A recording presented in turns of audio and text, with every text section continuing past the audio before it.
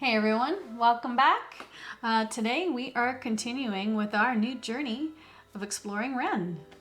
And you guys have been commenting like crazy for us to listen to this one, so we are here to watch and listen to The Tale of Jenny and Screech. Holy moly, 13 minutes long?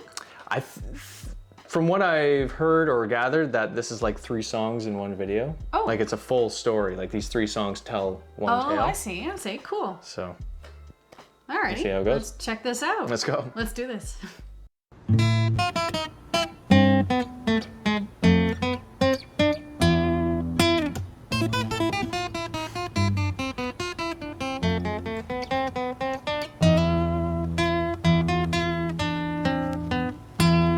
Just shredding that acoustic again. He's way better than you. Of course he is.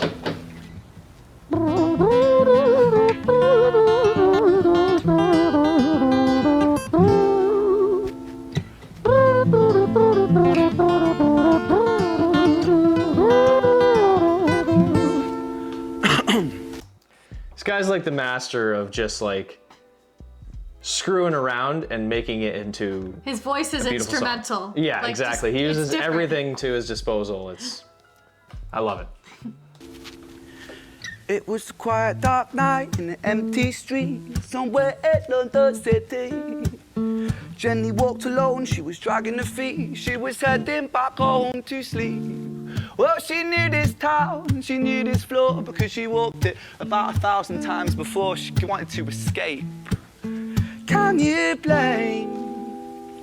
Well, on the very same night, in a different place, there walked this hooded young youth by the name of James. He was 14 years old and out of his brain. He'd been smoking ganja with the boys. James, he grew up to be a kid of the street. His mates called him Screech. He was quick on his feet. He was a liar, a thief. At 14 years old, the devil had set his sights on his soul. As Jenny walked home all alone, she felt scared. Usually she was alright, but it was like there was something in the air. A divine intervention telling her to beware, maybe intuition bogging her and making her so scared. Sirens sounded in the distance to the beat of Jenny's feet. A symphony of the night that echoes crime on London streets. Jenny turns a corner, their eyes they meet. Up or go Jenny, a boy named Screech. Give me all your money, bitch, give it to me. If you cooperate, then you'll soon be free. I want your purse, your phone, don't fucking look at me. I mean it, bitch, are you listening to me? Jenny freezes statue like a lady shakes stalactite. Feel like liquid nitrogen in the dark night. She tried to find strength to move, but stayed as still as a statue in high-heeled shoes. What the hell you playing at? You playing games with me? I swear to fucking God, I'll slice the rosy off your cheeks. You think I don't mean it, go? You don't know me? The last thing you see will be a boy code. Screech reached with the sheath of the blade, with the teeth that could bite through steel and slice concrete, and he swung possessed with the devil in his chest, and the statue she was turned to butter in her breath. Whew, that's a lot. It was a quiet, dark night in an empty street somewhere in London City. Jenny lay still on the cold concrete. She's found somewhere to sleep. Well, she knew this town, she knew this floor, 'cause she'd walked it about 1,000 times before. I guess that she escaped. It's such a shame.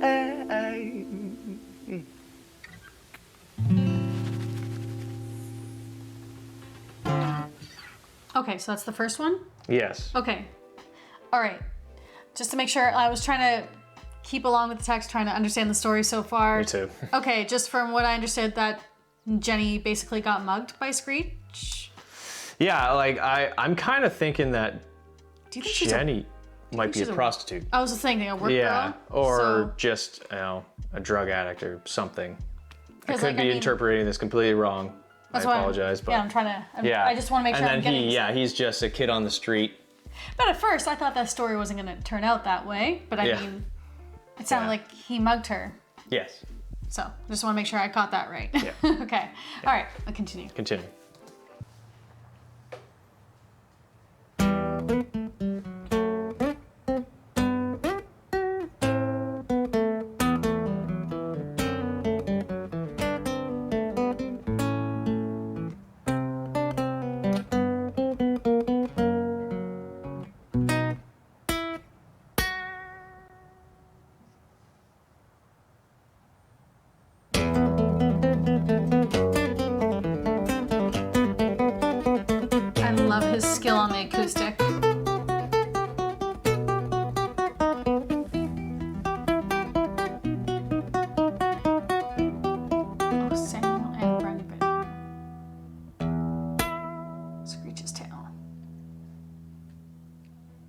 Our story, it starts right at the end. At the life of poor Jenny, clocked out like Big Ben. Dear Screech, dear boy, where did he go? He melted into the black night just like snow. Patrick, man, let me in, please open the door. I think I fucked up, Patrick, really fucked up, man, I'm not sure. I got crazy, left this lady lying still on the floor. I think I killed her, Patrick, come on, man, I can't knock no more. But Screech kept on knocking till his knuckles became sore. But there's no sign of Patrick down at number 54. No refuge for our villain, for the bitter hands of fate, with something far more sinister in mind that does away.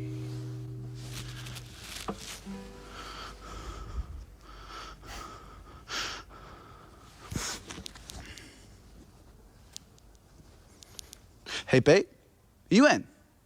Nah, nothing really, I'm just a bit tired, listen. Can I swing around yours for a few moments? I just really miss you, babe. What the fuck do you mean you're busy? You fucking bitch, for fuck's sakes!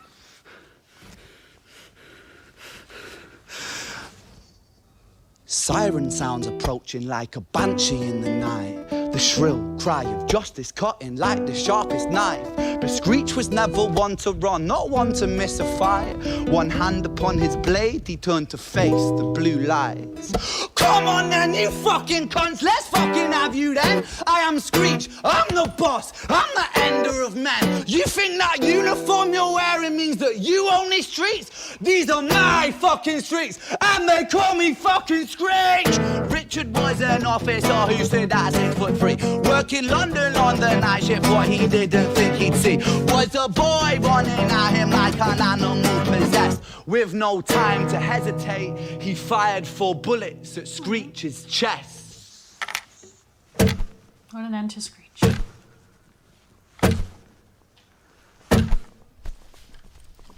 I love how he does that. Like, just using the guitar as the effect. Yep. Our story, it ends right at the start. Young Screech and poor Jenny lying one street apart. An officer shaken by the boy that he claimed. 2 bodies lay lifeless, and it's such a shame. It's such a shame.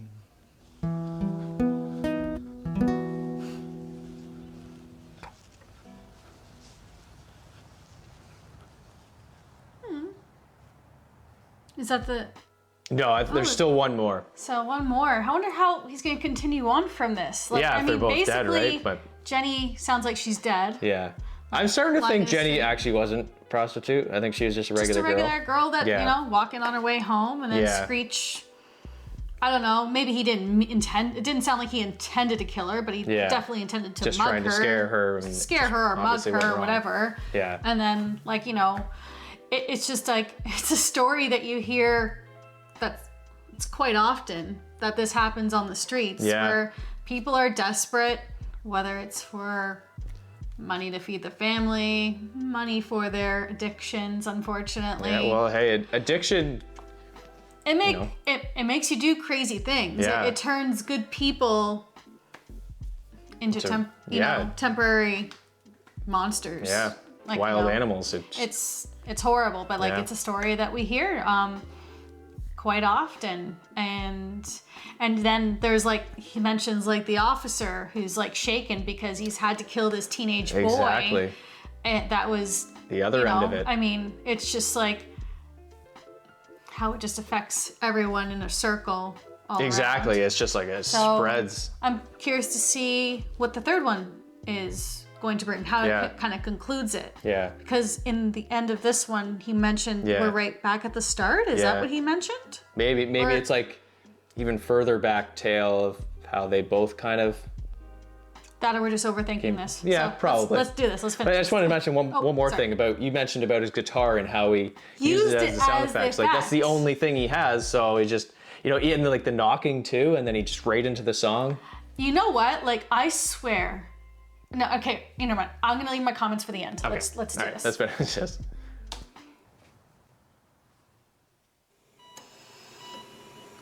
She's alive. Violet's Tale. Oh.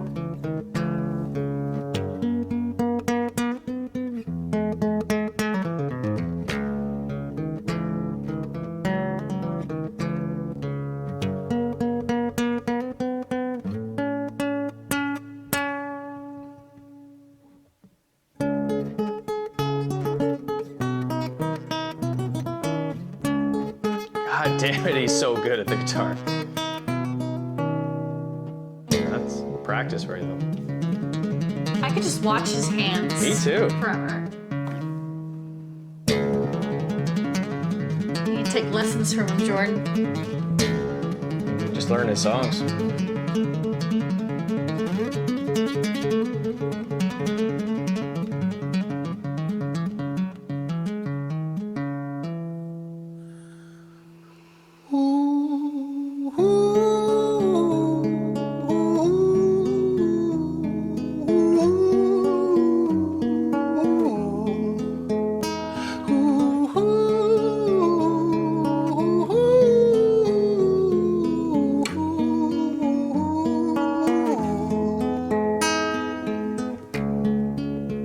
Keeps looking at the curtain. London City, far from pretty, 2005. A lady down in Paddington is fighting just to stay alive. Rhythmic beats and bloodstains, she's our lady weep. She's tired and frail. To set the scene, we must rewind the hands of time for Violet's Tale.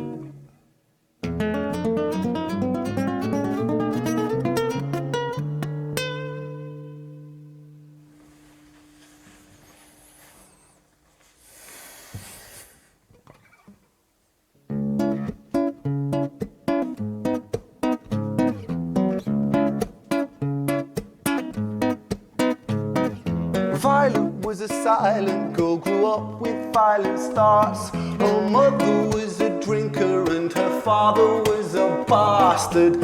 Every night he took her tie but never left the room. I'll spare you of the things he did, I'm sure her mother knew. Violet was a silent girl, she moved out at 16. A semi-detached council flat, paid for by a welfare scheme. Packing shelves at Tesco, stacking jars like pickled bricks. She met a boy named Stevie and he was a little prick. Violet was a silent girl and Violet she fell fast. See, Stevie was a wrong un, but he sure knew how to charm her. Every night he took her tie but never left the room. History repeats itself, he'd paint her black and blue and dark. She never stood a chance. The devil comes to dance. Violet, why are you always so quiet? On her bedroom door and he's irate. He's been drinking and smoking, he's up late. And he stands by her bedside, she shakes, but her eyes stay shut. You fucking slut, I know you're up. And he pinches her eyelids and folds them up. Oh, Violet, why are you lying to me, Violet? She stays silent, things turn violent. That's the sound of his fists when they fall like a crashing pilot.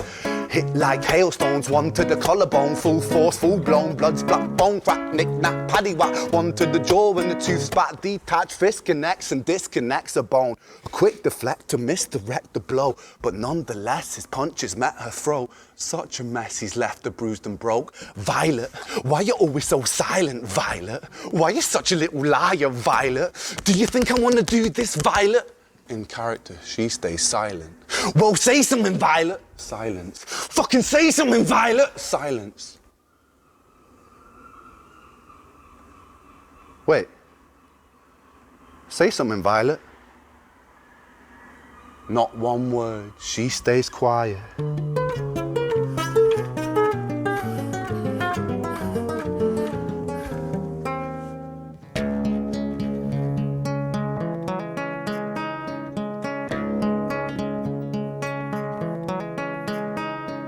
London city, far from pretty, 2005. A lady down in Paddington is fighting just to stay alive. The doctor, in a state of shock, saw something here so very wrong. See, Violet, she was pregnant.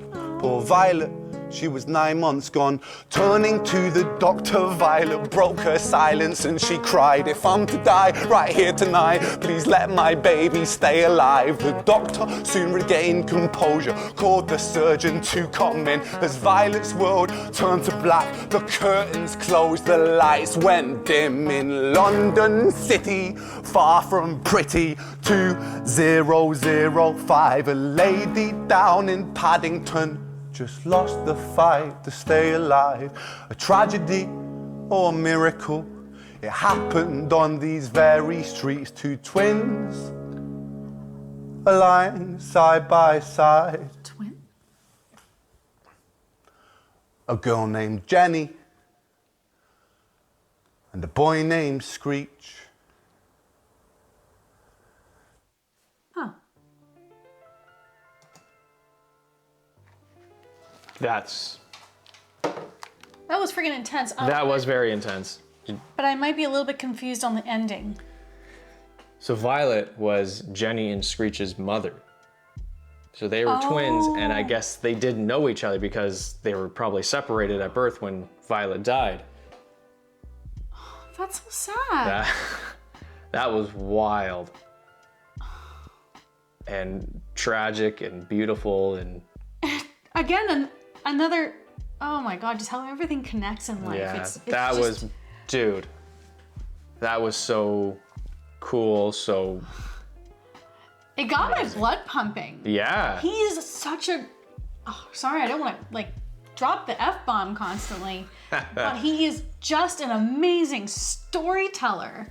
And he puts everything into the story. He has you, like, sitting on the edge of your seat. And it's just, like, I started getting hot. Because, like, I mean, it's just, like... I'm like... Well, he's so intense. He gets so intense. And it brings you into it. His voice changed for each character. And I was really trying to, like, make sure I'm following the whole story and trying to grasp it as much as I can. And it's just, like, it was so sad and everything. And just, like, oh. Yeah. Anyways, it was amazing, though. Like, I mean, I could listen to this man's voice all the time. Mm-hmm. Like, I mean...